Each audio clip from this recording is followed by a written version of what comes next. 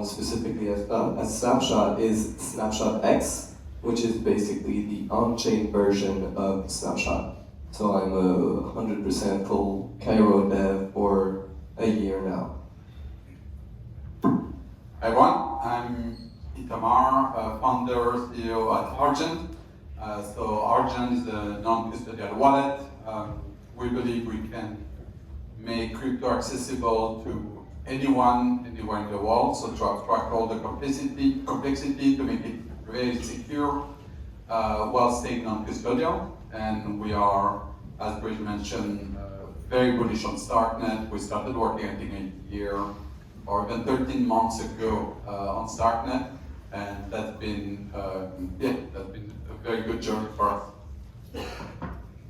Hey, I'm Swapnil from Nethermind. Nethermind's job is building Ethereum. So we built one of the clients for Ethereum, and then we chose Starknet as the scaling solution we believe in for Ethereum. We've been in the Starknet community since the very start. We build like a block explorer, we build a decentralizing node, we build a compiler from Solidity to Cairo. So if you don't like Solidity, or if you don't like Cairo, then come to us, we'll help you out for Solidity to Cairo. And basically, Nethermind's job in the Starknet ecosystem is that we would like to grow and help expand. So we will look at all the open cool problems and all the research problems in that space. So if you're thinking about something in that space, please come talk to me or my team later. Might want to share the microphone. I'm sorry? Might want to share the microphone. Yeah, yours works better. This one works better? We'll see. Hey, my name is Deven. I'm a researcher at Nethermind, but the reason I'm here is I work with the StarkNet Foundation on launching StarkNet governance. Yes. Yeah. Hold the mic. Hello, Alan, Anna, what? One microphone to rule them all. Maybe you can hold all three. I don't know, they're kind of laggy, so I hope you're okay, so most of you have been working or involved with Starknet for a bit more than a year now. So my first question is for you, Swapnil, you're more on the dev side of things. So what initially drew you to Starknet, the rollouts? And looking into the future, what makes you excited about it? Right. My first foray into Starknet was through the compiler from Piriou to Cairo. And before that, I was just a compiler nerd, so that's what got me hooked into it. But then when I started looking into the CK stuff, I was just amazed that now we can prove knowledge of something without actually revealing it. And that's why I kind of stayed in the ecosystem and started looking at other problems in the ecosystem. Something that really excites me in the Starknet ecosystem is the potential of the L3 ecosystem. If you don't know what an L3 is, it's basically imagine Starknet on top of Starknet. And now you can do like custom consensus rules or custom mempool. You can just completely play around with the design and it can be like open space for us to try new things out before we actually go mainstream with L1, L2 or even L1. Thank you. Itamar, what made you guys decide to build something on Starknet and not anywhere else? So I think if you look back at our journey, Argent started, I think now more than 4 years, almost 5 years ago. Our goal was really to abstract all the complexity of a blockchain. And probably back in 2019, we had done it. So using Argent felt like using Revolut. You didn't have a seed phrase, you wouldn't pay for gas. We had a great idea to pay for it. It was ultra secure, ultra simple. Felt like using a neobank but you had full control through self-custody. Then gas increased 1000x. We couldn't pay for it. Only whales could afford paying for gas, basically. And so we would attract less and less users, but bigger and bigger users. Till the day we had one user depositing $500 million in a single wallet. And I think that was a wake-up call that probably that was not the road to mainstream adoption, which was really our goal. So we started looking for scaling solution. We had two criteria. One is pure believe in the technology for scaling on top of Ethereum. So we strongly believe that Ethereum as your settlement layer. So That meant it had to be a layer 2 rollup. And 2 was making account abstraction, smart contract wallet like us, a first-class citizen, which meant account abstraction needed to be part of the protocol. And if you filter that way, StarkNet is probably the, maybe not the only, but the most logical choice. Thank you. What about you, Scott? Snapshot currently, the way it works, doesn't require you to interact with the chain, right? I mean, everything is done off-chain. Why would you choose to do something on-chain and why on StarkNet? Should I use this one or that one? Up to you, they're the same. They're the same? Yeah, alright. So, if you imagine a voting system, in the ideal world, you want to make sure that you can 100% trust it. If you don't move the mic and it won't jump, like, go, you keep it super still. Perfect. I shall try. So yeah, in an ideal world, you'd like your voting system to be trustless. I'm not moving. Or am I?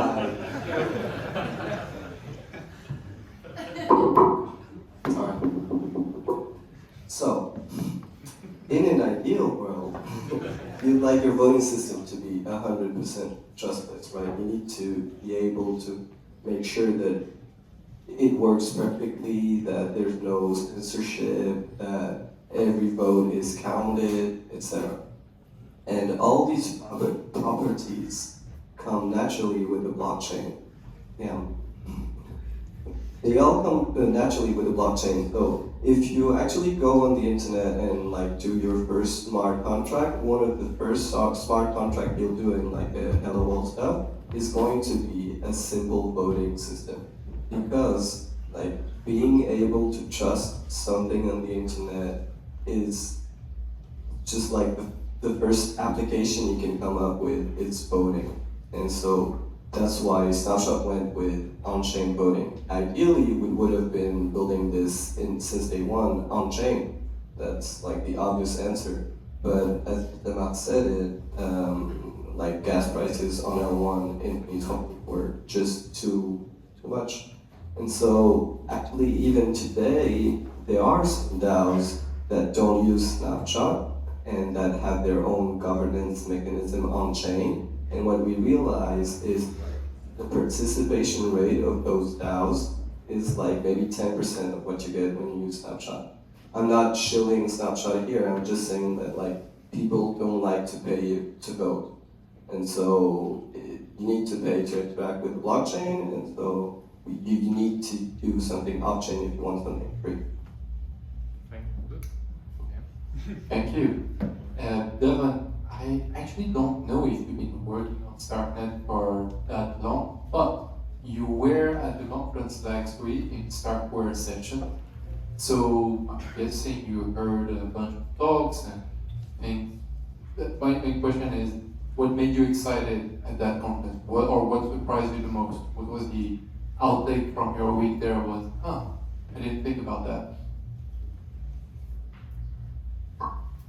Well, I definitely wouldn't say that I haven't thought about it before, but what got me most excited was the announcement that StarkWare is planning on open sourcing the prover. That's really like personally important to me because I work on the idea of StarkNet governance, and it's really hard to build a healthy ecosystem where people are able to contribute to what the future roadmap of StarkNet looks like, building new features on top of it, if the code that actually runs it is not open source. So I think that was a really big win for StarkNet in general, but really a necessary step to have open participation for governing the protocol. Thank you. Can you expand a little bit, while you have the mic, on what you're doing for StarkNet Foundation and how governance is shaping up to be? Yeah, so I guess to kind of give you a concept of what StarkNet governance means is it's particularly about how do we govern the future of the protocol. Right now it's pretty much StarkWare deciding when updates are pushed, what is included in those updates, etc. But as we start to decentralize the community, we have a lot more people that are building clients, and those clients need to coordinate, as well as open sourcing things like the sequencer improver. We have a lot more participants in the ecosystem, so how do we choose about the code that we're running or the network that we're all using? I think that problem is what governance is aiming to solve. So StarkNet governance is basically the system that we use to decide about upgrades to StarkNet itself. What we're doing right now and what we've introduced is the idea of token-based voting. So we have the Stark token. That Stark token has voting power associated with it, and we will have votes about approving the next upgrade. So sometime within, by the end of the month, we'll have a vote about should StarkNet upgrade to version 0.11. Yeah, but one important kind of caveat to that is it's not just people who hold Stark tokens that will be voting on this. We have the concept of delegation, which is anyone can basically announce themselves as being a StarkNet delegate, and they will participate in conversations about upgrades, priorities for the roadmap, etc. And token holders can delegate their voting power to people that propose themselves as delegates, and those people will then vote on proposals about what upgrades should happen and should not happen. Thank you. And this question is for the other participants. So, having the governance of StarkNet being theoretically decentralized is obviously a net win, something that everyone, or most people are very excited about. I'm curious, what are you worried about in decentralizing governance? This might really doesn't work in StarkNet. So what makes you scared about decentralizing the governance of StarkNet?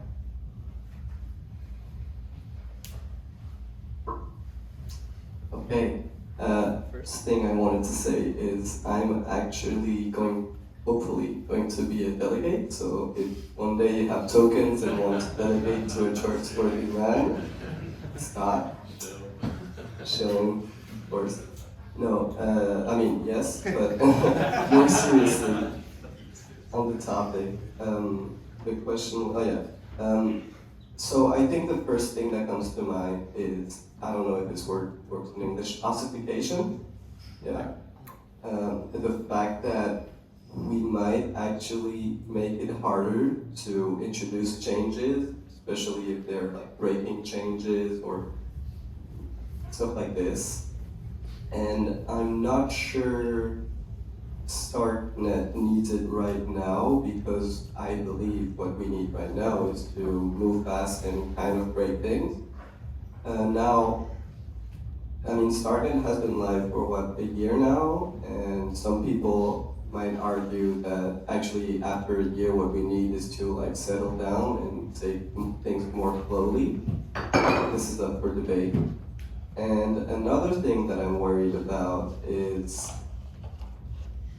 hopefully the governance will be able to govern a lot of stuff on StarkNet, because, and that's a good thing, but for right now, like what it can actually govern is going to be, if I understood correctly, a pretty small subset of what we could imagine.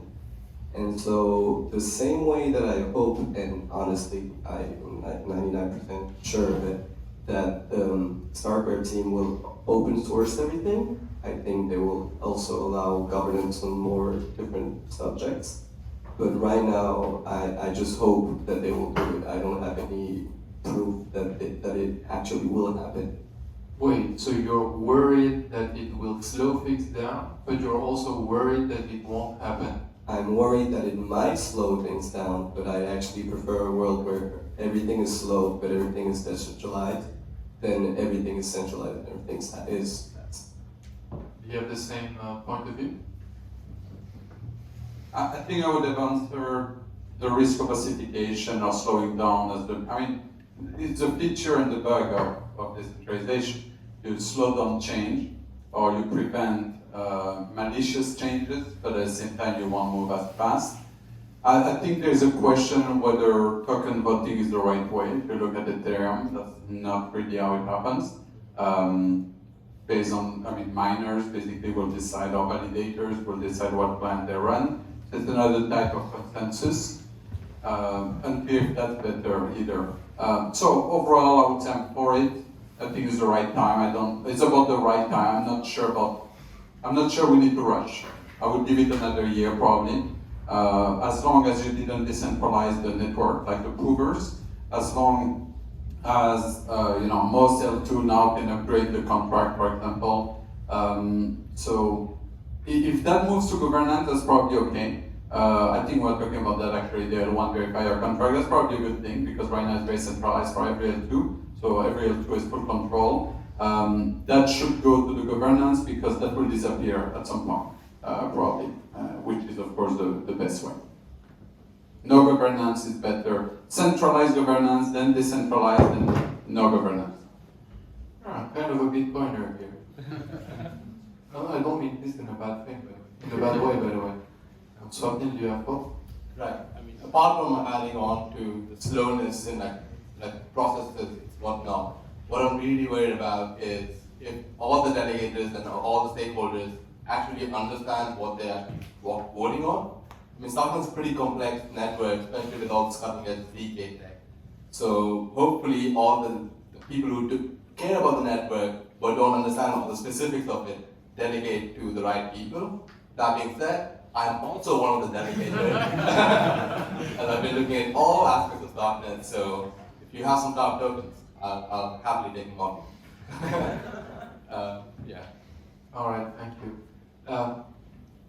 You're right that this is a sensitive topic. One thing I'm worried about with governance is that it's really hard to testnet it, right? You have a new upgrade for Starknet, you can't put it on testnet and see where things break. It doesn't work like this with governance. Like we don't have testnet for governance. So once we put it live and it's fucked, it's hard to roll it back. So I don't know. So we talked about token voting earlier. I'm curious to have your take on this, Itamar. Argent launched 4 years ago, right around the middle of the ICO boom, and then you didn't do an ICO, and then you went through all the airdrop season and you didn't do an airdrop. You don't have a token. You don't adhere to have a pen for one.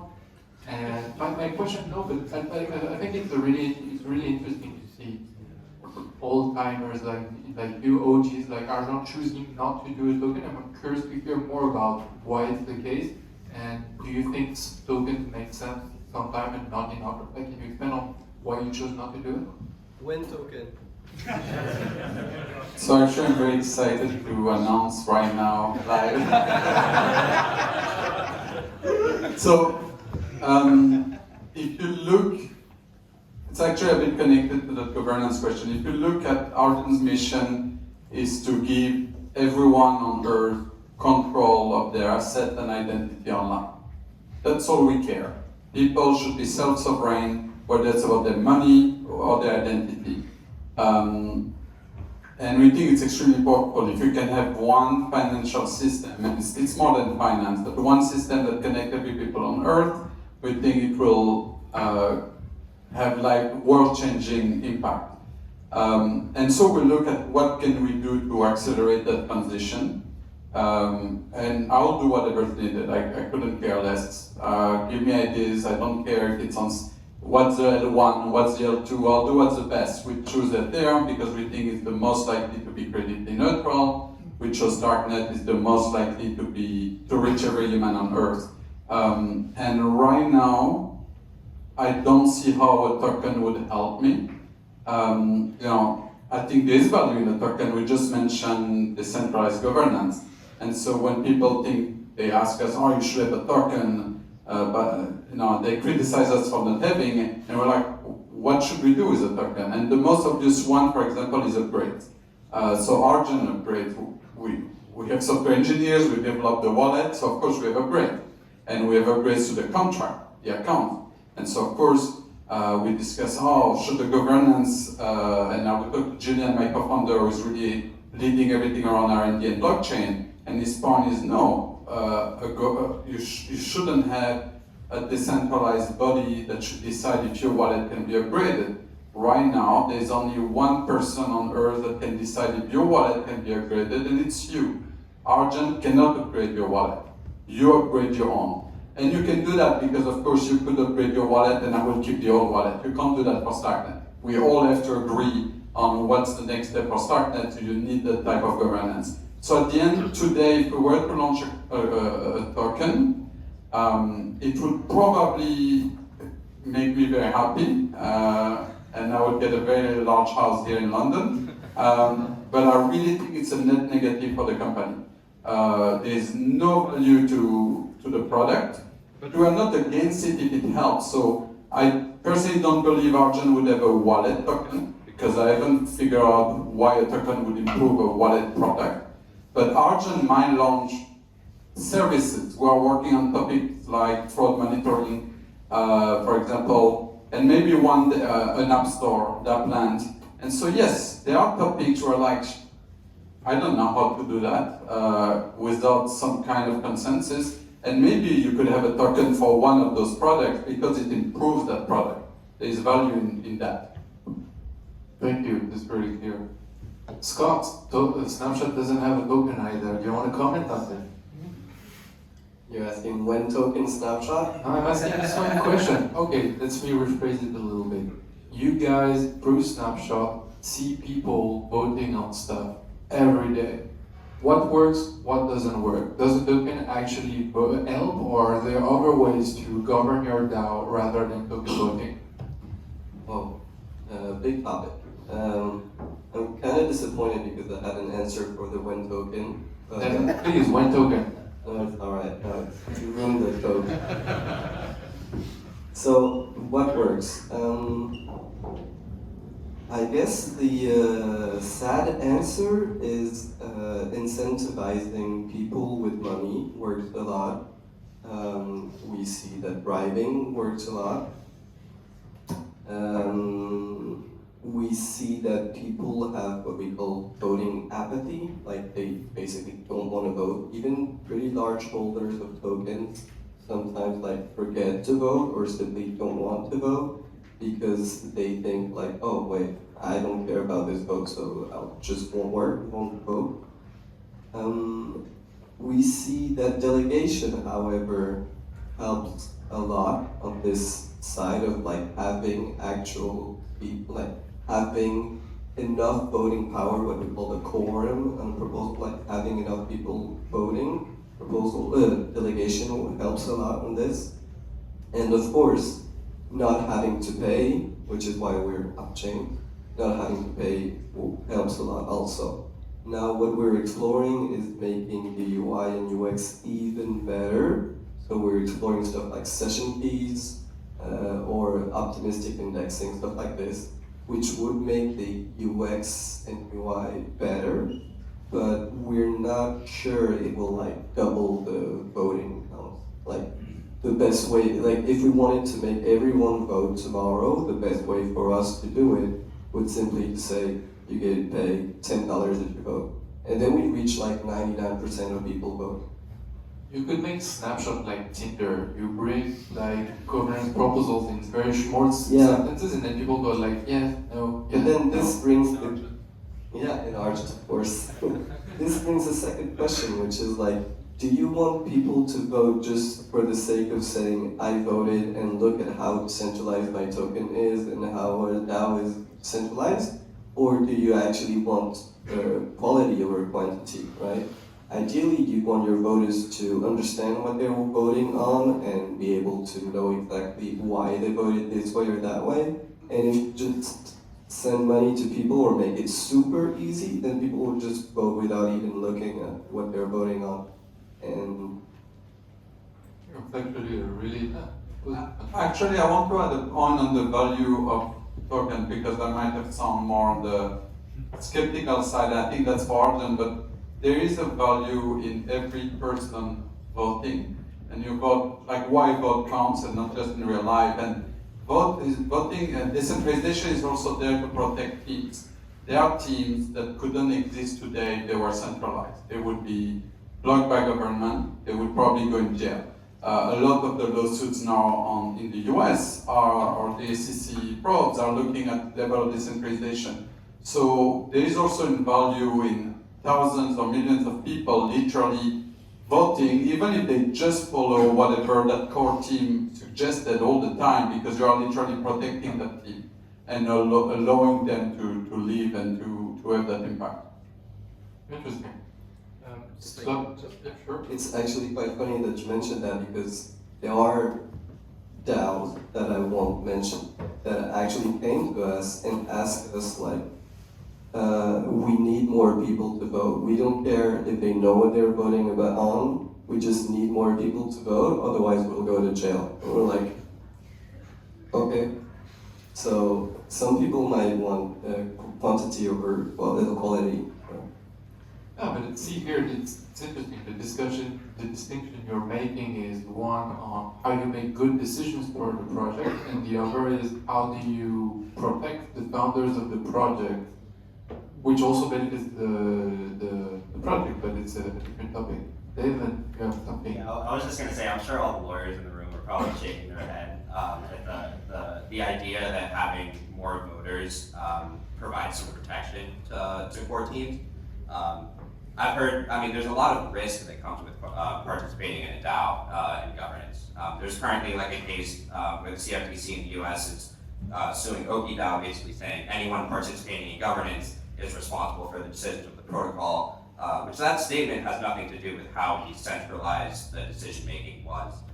Yeah, I just wanted to add that little part, that there is a lot of like weird legal lack of clarity around all of this stuff. While you have the mind, are there projects out there that you think are doing interesting work in terms of governance and you think, oh, what they're doing is cool?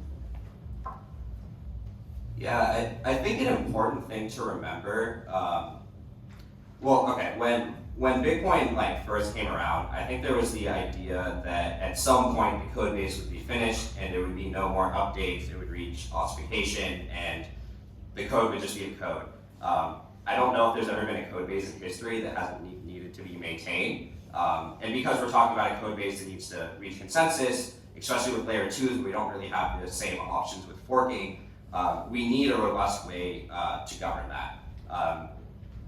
That being said, I mean, how do we do that? We need to have some type of cyber-proofing method to make sure someone can't just come in and become 1,000 people and say, hey, we want this, and push through a malicious change. What we rely on with token-based voting is that there's some capital that needs to be used to actually vote. What Bitcoin uses, and Ethereum as well, and I think kind of is true with the idea of delegation, is the idea of like social stake. If I want to participate in governance as a delegate, I accumulate voting power based on my reputation within a community. I mean, this is true for Ethereum as well. If I walk into the Ethereum community and try to push like a weird update, people are going to be like, who is this guy? We don't know anything he's been talking about. If it is a good update, people will listen to me. So I think the idea of like putting up your own identity and social capital is actually seemed to work in a lot of ecosystems. Again, Scott mentioned that delegation has been a really powerful tool for a lot of DAOs. I don't know, just because you asked like, are there people doing interesting things in this space?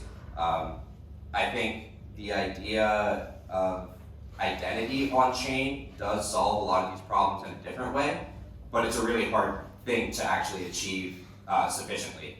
So this would basically be like one person, one vote, instead of one token, one vote, which has some really great properties, like it's not directly tied to the more capital you have, the more voting power you have. And there are some protocols doing this, like with humanity. The problem is you can't, it's really difficult to be able to mint a single token to one person and be sure that that person only minted one token. Thank you. All right, so linked with the same topic. So I work for StarkWare, we develop StarkNet, and I often see a disconnect between the people who build StarkNet and the people who use it. A lot of the people who build StarkNet as StarkWare, you'd be surprised, but they're not Web3 native. They don't use Web3 that much. And so sometimes there's a disconnect between what they think makes sense for the network and what the network, what the users actually need. And so my next question is, Itamar, you mentioned you want the network, it's a question for everyone, but you mentioned that you want a network that can reach every person on Earth. Our ecosystem is not representative of that yet. What kind of people are missing and what kind of skills are missing right now in the ecosystem and you wish would be more present? Swapnil, do you want to take the lead on this one? Sure. I think we can never know who we're missing because then we will know everyone. For us to know who we're missing, we have to know everyone. And that's the good thing about it. We shouldn't actually control who has the network. That being said, we can always have wants. Hey, we would like more content creators, more publishers, more people who just use the network without contributing to the network, find the weird edge cases, just try to stretch the network as much as they can. So yeah, we're always looking for more people, but I don't think we should dictate on who we're looking for, if that makes sense. Yeah, it does. Albert, do you have some thoughts on that? It's a tricky one. I think there is. I understand the disconnect. I feel that so crypto is weird. It's like a place where I think there's a huge concentration of builders that really genuinely wants to have a massive impact on the world. And then you have a very large amount of people who just want some free money. And that's human and that's normal. And I think the issue that crypto has is that on day one, I mean, we have a platform where we can prove ownership of something. You can finally own something that is digital. That's what the blockchain does. For the first time, you can own a digital thing. It didn't exist. And I can prove I have it and you don't have it. And the most intuitive thing is money. And so we started on day one with money attached to a token, to everything. And that attracts for legitimate reason a certain type of person. And again, I'm not negative. Some people need money, and a $10 drop will make a huge difference in their life. $1,000, we have had people for who it was life changing. And so yes, they will use it for that, and there's good in that. They battle test your network. They are the one on your test net. They are the one finding the bugs and the issues. They are adding value. But I think the real issue is just us as projects. We are not yet solving at scale real life problem of people. If you are here in the UK, payment works extremely well. You use your phone, you tap, you're good. So it's about if you build use case that solve real problem, real people in real life, then you will have those people coming. We haven't achieved that. I think it's normal. I think it takes time. AI was in labs for 40 years before you could generate a cute picture of a cat with a sentence. So we finally solved that for some people, but it took 40 years. Crypto was there, visible to everyone on day one because money was attached, and so the news will talk about it, everyone talked about it. So we need time to deliver. Do you have specific sectors or activities you're actually looking forward to see more people build products in? So I recently was talking to a founder working on payment, and I was like, crypto didn't crack payment, but the answer was like, if crypto cannot crack payment, it won't crack anything. And so it's so obvious, and I think rather than going to complex DeFi, composable, you yield farming on top of another farm. Let's solve payment, and we need to be smart. Where do we solve it? In which niche? It might not be the UK. It might be cross-border. We talk a lot with Visa. There are some proof of concept. There are markets that are incapable to address. They cannot issue cards. They don't have an infrastructure, and even they believe crypto is probably the rails we need for that. So I think I'm excited by payment, non-speculative. I'm actually excited by games. Every problem you solve doesn't need to be world-changing, but I think as ownership of assets make game much more interesting, or coordination between parties. And there are a lot of different areas. I love the area of voting. I think it's super important, obviously. So we need to be creative, try to solve. I think what the last bear market will do is that people will think harder about solving real problems. Thank you. Did I see you raise your hand? I'm going to talk about games as well, but Very cool. All right, so most of you have been involved in the StarkNet ecosystem for over a year now. If you could look back in the past 1 year, what would you define as pivotal moments, both for StarkNet, the network, and for you as a builder?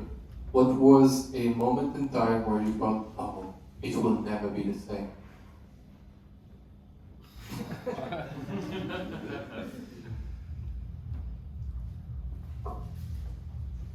I'm probably the least qualified to answer this question, but I've been working with StarkNet for about 8 months now. And actually how I got my start was working on Juno, which is a client that StarkNet makes. And for me, it was like that aha moment of like, wow, there's more than one client on layer 2. Like StarkNet is actually taking decentralization very seriously. I can't name another protocol besides Ethereum that has a multi-client ecosystem. And I mean, for those of you not that familiar, that's a really big deal because it's hard to maintain a network that has multiple clients and need to come to consensus. And it's a really important thing because it's protected Ethereum from going down before. So it was a really like aha moment to me of like, this is something that is going to last for a really, really long time. And there's a lot of people contributing to it from different companies, like kind of a decentralized community. And I think that's what's going to keep this network around, personally. Thank you. I think my experience with it was seeing, I went to a conference in India around StarkNet, and just seeing people pick up the language, which is, truly honest, not great. In like a matter of days, showed me the enthusiasm of like scaling that StarkNet offers. And I think that's the moment I realized, hey, this thing is going to stick around, especially if the experience is so bad. No shade. But the experience is so bad, and even then people are sticking around, it must mean something, and there's something truly valuable here. To be fair, it says a lot about the builders there, but Yeah, it's a good filter. But I think for that, there were a lot of people who were developers. So Kero 1.0 is a big shift, will make life much easier, much better to everyone. So just to confirm it. I would say, for me actually, it was 5 days ago. And for people who don't know StarkWare history, they started with StarkX. StarkX is almost like a SaaS. It's what StarkWare used. So they were selling technology solutions, not building a chain. And working with StarkWare, because we have a long history talking with you, felt like working with a big commercial company, amazing at that and selling their SaaS, etc. And I remember we're like, can you use that to build a permissionless chain? And 5 days ago, when Henri announced open sourcing the prover, and I think people don't realize how big of a deal this is, because so 5 days ago, StarkWare announced they would open source the last piece that wasn't, and we were there in the room.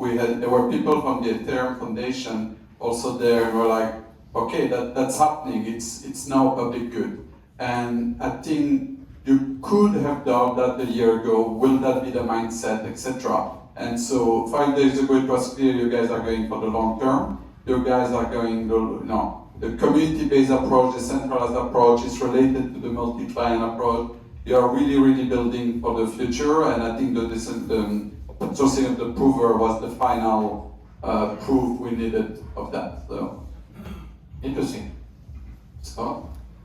So, personally, I think the moment I remember the most was it November 2022?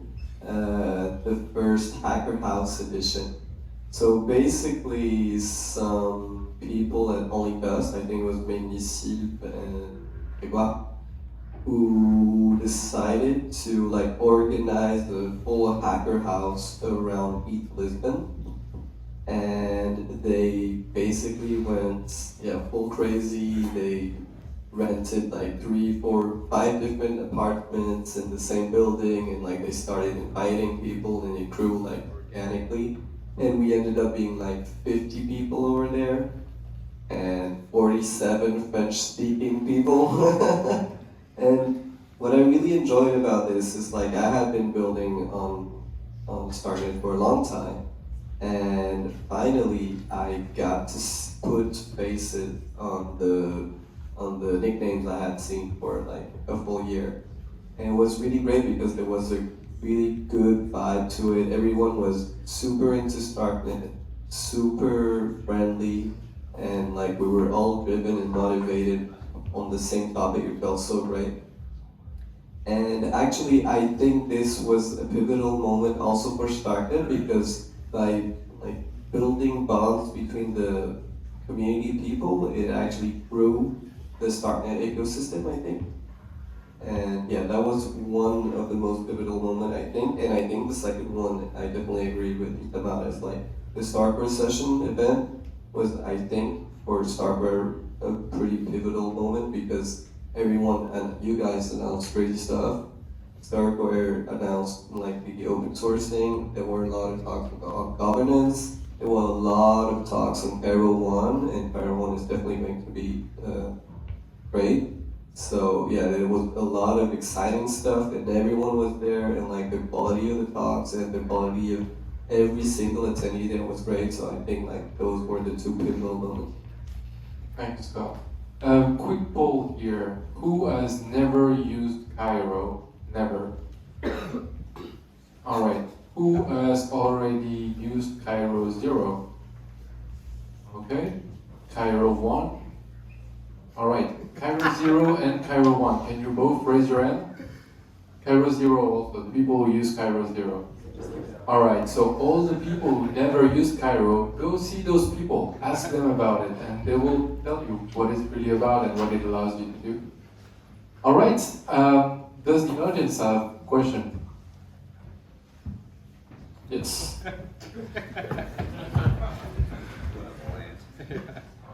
Okay, not planned, really. You brought up the OkiDAO vote, and I was keen to get involved in governance until that moment where that really freaked me out. You know, I think they were going after anyone who had ever voted on any proposal on OkiDAO. And maybe I was wondering if there's a way you could combine StarkNet, maybe in like layer 3 or some privacy preserving technology to maybe like protect voters and still prove that they have the tokens, you know, so that way you get the decentralized governance, but there's also some like protections in place for people who want to be involved. I don't know, maybe for Scott. I think it's for Scott, but first I want to say that you can delegate to Scott. That's the easy way. Exactly, thank you, Itamar. Obviously, privacy is a very, very important topic when it comes to voting.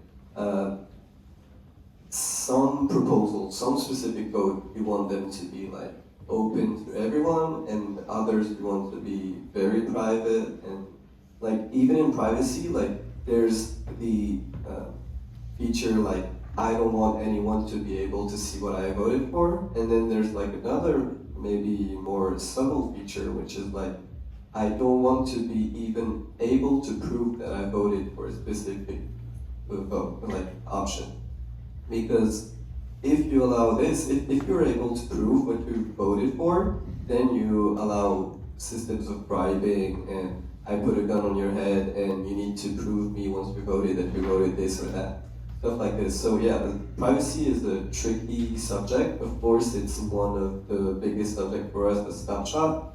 Unfortunately, we're not actively working on it right now because we're tackling more pressing issues such as, first of all, being on-chain.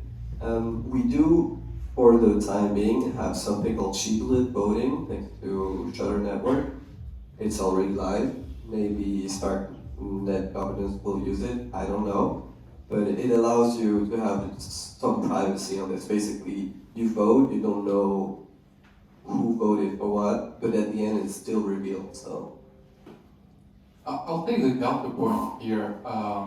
There's a reason why ballot boxes are transparent. It's because everyone understands what goes on that piece of paper and how the votes are counted. So having a voting system that is ZK privacy preserving, who here really understand the math behind ZK proofs? I'm just raising your hand so that you raise your hand, I don't. Alright, so would you trust a system that decides everything behind the black box, you have no idea how it works? If it was built by StarkWare. Adding to that, then why do we trust all our value transfer on a system that's based on this DK magic? Fair enough, fair enough. Oops, sorry, go ahead. Yeah, I just wanted to, I guess, like draw a little nuance to the conversation. So, I mean, Scott mentioned that like potentially not having the ability to reveal your secret or reveal how you voted would be a preferable quality. And if that's true, that actually breaks the idea of delegation, because delegation kind of relies on the idea that a delegate is acting in a very positive way, and if they're not acting in a good way, then the people that are delegating to them should have the ability to remove their voting power. So it's a really nuanced conversation about like, okay, should you have the option to reveal how you voted? Should delegates be required to reveal how they voted? Well, everyone else that's not voting through delegated tokens should not be able to reveal. It's very nuanced, and all of this is definitely possible with zero knowledge, but there's no correct answer for what the right system looks like. So it looks like it's really going to have to be kind of whatever your purpose is. Do you want everything private? Do you want everything public? Something's private, something's public. So if it's Scott holding a gun to your head, that's bad. If it's the public who delegated votes to you, that's good. Yeah, fair enough. Yeah, just quickly to add, like when I vote as an individual in a public election, that's not revealed, but my representatives in Congress, or whatever the equivalent of that is, other places, they are required to reveal how they voted on specific bills and issues, and that's because they have to be held accountable. Thank you. Maybe let's take one last question from the audience. Oh.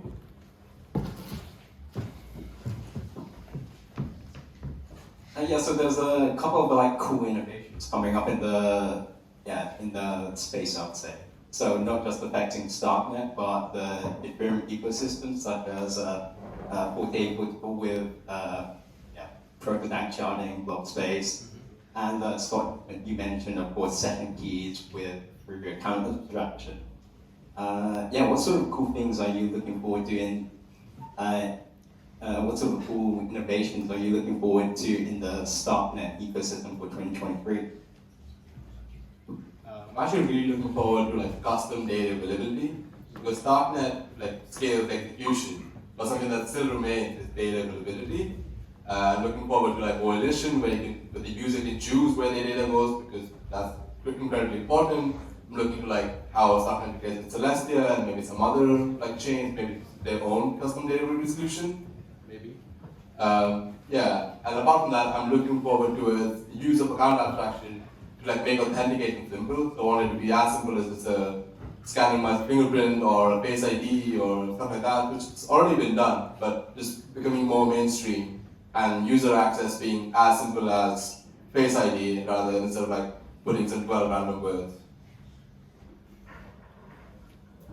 Obviously, I think a lot of what you said, so put link charting, lower the cost, add data availability with highly usable, cheap chain, then put all of our account abstraction together. So for us, as Scott mentioned, we announced 4 products: multi-sig, web wallet, so wallet where you don't have to download anything. And all those stuff is because for us it's much easier to build on the native account abstraction. So the experience of joining our DApp straight from zero without downloading anything, then being able to make a first transaction without even having some ease because you have Paymaster. I think all the building blocks out there are very close to really create a Web 2 experience, a self-custodial Web 2 experience.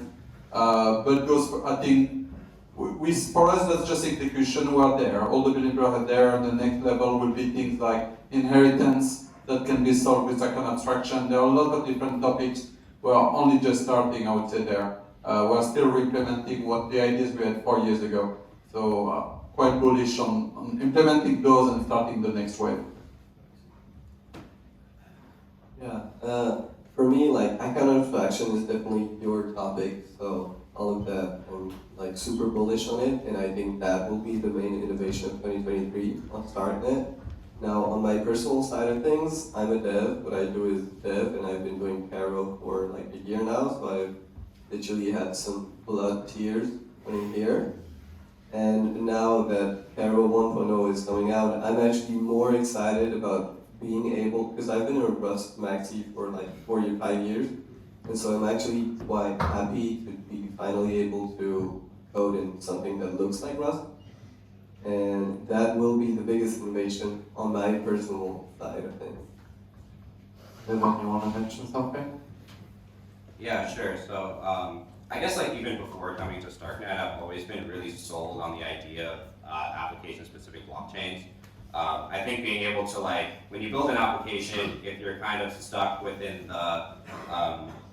the single composable layer of a general purpose blockchain, you don't have control over your mempool. There's a lot of things that you don't have, your execution environment, there's a lot of things you don't have control over. And as we continue building really robust, strong, unique applications, I think there's a lot of value that comes from being able to control your execution environment, control your mempool, things of that nature. So when I was first introduced to the idea of like StarkNet's like fractal scaling, it really interested me. I think if we could develop like a really good like L3 like SDK or whatever you would call that, where someone can build their own execution environment that is provable and can be rolled up to StarkNet. I remember the first time Swapnil explained recursive starts to me, like my mind is still blowing from that. Being able to prove proofs on top of proofs, I think is insane, where we can have, I don't know, millions of applications all running their own execution environment, all rolling up to StarkNet, then all of those proofs being proved into one single proof, which is like, I don't know, just a tiny amount of storage space on Ethereum on one, I think is insane. And I think it's going to bring a lot of power to application developers. Thank you. So I'm not Santa Claus, don't hold me accountable for this, but volition, Q2, account abstraction, probably later we need to prioritize the connector. Cairo 1 come, well, end of February.